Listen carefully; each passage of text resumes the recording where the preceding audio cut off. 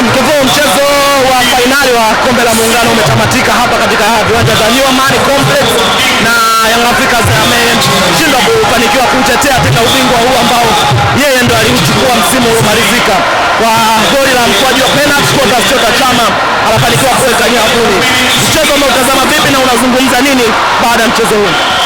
Sisi kama Yanga tunawapongeza watani zetu, wameweza kuchukua kombe. Unajua sisi kubali kushindwa si mshindani. Tumekubali tumepoteza kombe ambalo tumeshinda msimu jana. Tunarudi kujipanga kwenye mchezo wa dabi ya Kariakoo pale Meja Jenerali Samuel. Na mara ya kwanza walikuwa wakionekana kama wao, mlizungumza kwamba wao kama wanawakimbia hivi na mkahisi kama ni rahisi, lakini wamekuja kuonesha. Nahisi mmefeli wapi leo Kevo? Nadhani tujafeli, ni mistake ya mwisho ya dakika za nyongeza inaweza kutugharimu. Wenzetu wamepata penalti, wameitumia, wamechukua kombe. That's it. Young Africans wanaonekana kama wamechoka sana kwenye dakika za extra time, kama na dakika 30 zile. Kuna namna yoyote ambayo unaipeleka kwa wachezaji kwamba wamejaribu teka? Binafsi kama wangefungwa goli la open play ningeweza kuwalaumu kwa uzembe labda wa kuchoka, lakini umeona hata mazingira ya penalti ilipopatikana mchezaji alikuwa anaenda kuipambania nembo ya klabu ya Yanga. Kwa hiyo sisi tumeridhika, tunarudi Dar es Salaam kujipanga kwa ajili ya mchezo wa kwenye ligi. Sababu za mwalimu zilikuridhisha? Unajua hata unaweza ukasema labda Damaru asingetoka, lakini mchezaji kucheza dakika 120 sio jambo dogo. Wachezaji wamepambana kwa uwezo wao, wenzetu wameweza kufanikiwa kuchukua kombe. Kwa hiyo sisi kikubwa tunarudi kujipanga. Tumeumizwa lakini sio mwisho, kwa sababu haya ndio aina ya makombe ambayo Yanga tukiyakosa hatuwezi tukaumia. Tukikosa ligi kuu tunaweza tukaumia, tukikosa FA tunaweza tukaumia. Kombe la muungano ukilikosa unaumia of course, kwa sababu umepoteza dhidi ya mpinzani wako wa karibu, lakini kusema umeumia kiasi cha kwamba ushinde kurudi Dar es Salaam au uanze kuogopa ni jambo la kawaida. Wao wameshinda kwenye muungano, sisi tutashinda ligi na tutashinda FA. Alafu mwisho wa msimu tutaambizana nani alishinda kombe kubwa. Yala anaonekana akiumia sana, moja kati ya wachezaji ambao wameumizwa sana kwa kile ambacho kilitokea. Kuna namna mpaka kona ya mwisho ameenda akitamani goli aweke goli kwa namna moja ama nyingine. Uchungu ambao ulikuwa hapo pale. Unazungumza nini kwa Jigijala?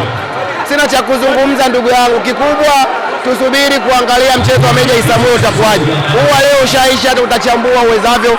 Kikubwa sisi tunawapongeza Simba kwa kuchukua kombe. Tutarudi kujipanga msimu unaokuja wa muungano. Sasa hizi focus yetu ni kwenye ligi na kwenye FA. Amofi kama wao wanakuja na confidence zaidi kuelekea kwenye mchezo wa ligi kuu kwa maana ya mchezo wa tarehe 3. Hapana, sisi hatuofi chochote kwa sababu Yanga ni timu kubwa na imeshashinda ubingwa mara 4 mfululizo.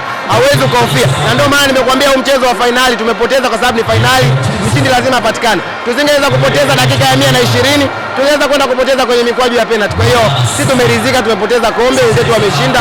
Tunarudi Dar es Salaam kujipanga. Kwani Kevo, finali hii na mechi ya marudiano ipi ambayo ina thamani zaidi? Mechi ya marudiano ina thamani. Hata unavyoona squad ya Simba ilivyokuepo, Elim Panzu ni kama amechoka, Anicet Yaura ameumia, Nixon Clement Kibabage sio yule wa kwenye ligi. Kikubwa Yanga tumepambana, lakini bahati haikuwa upande wetu. Wenzetu wamepata penalti ya mwishoni ya dakika za nyongeza, wameweza kuchukua kombe. Mwalimu ameshangilia sana kuifunga Simba Young Africans. Of course ni timu ya ndoto yake. Kwa hiyo sishangai Selemani Mwalimu kutufunga goli la penalti na kuvua jezi. Dream ya wachezaji wa Simba ni kuifunga Yanga.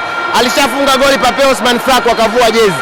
Alishafunga goli Onyango akavua jezi. Leo amefunga Selemani Mwalimu amevua jezi, kwa sababu wanaona wameifunga, yani kama ucheze leo na Madrid afu wafunge goli Madrid. Kwa hiyo ana haki ya kushangilia kwa kuvua jezi, tena goli la penalti anavua hadi jezi. Kwa hiyo tunatoa pongezi, sisi tunarudi kujipanga. Anabaki kuwa moja kati ya wachezaji miongoni mwa wachezaji ambao wamekuwa kwenye wafungaji bora kwa maana ya Prince Mpumelelo Dube, na yeye ameweka goli la 3 kwa ujumla. Maana yake watakuwa wafungaji wawili. Sasa Prince Mpumelelo Dube amefunga magoli ya kwenye open play. Hawezi kufananisha na goli la set pieces la kuweka hapo kipa tu amesimama peke yake. Kwa nadhani hata kama ningekuwa na gawa tuzo za mfungaji bora, ningeanza kumchukua kama hamna zote mbili. Ningeanza kumchukua Dube kabla ya Selemani Mwalimu. Nashukuru sana. Shukrani sana.